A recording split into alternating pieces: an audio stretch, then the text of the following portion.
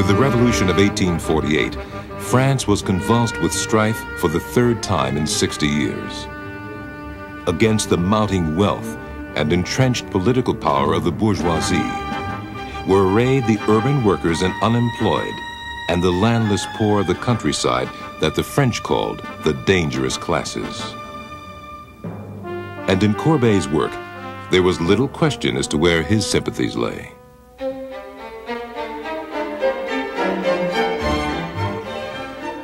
In the 3 years following the 1848 revolution, Courbet produced a series of monumental paintings that electrified and scandalized his contemporaries.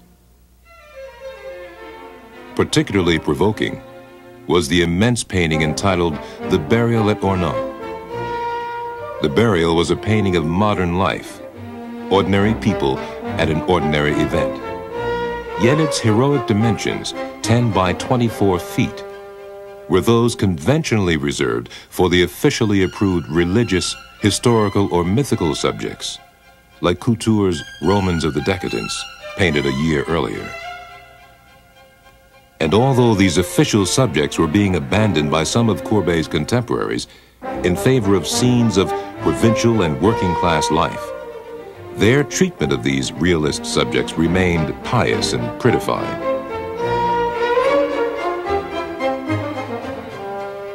Unlike these reassuring and acceptable images produced by contemporaries such as Jules Breton, Rosa Bonheur, or François Millet, Courbet's powerful images of rural labor did not appear safely biblical and timeless.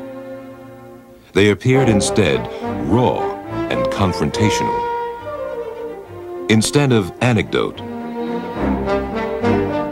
sentiment,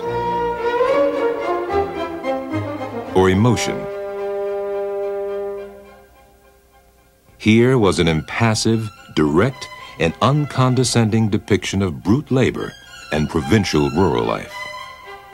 In contrast to the smooth, transparent, and illusionistic paint handling of much official art, Courbet's canvases proclaimed and celebrated the material qualities of paint.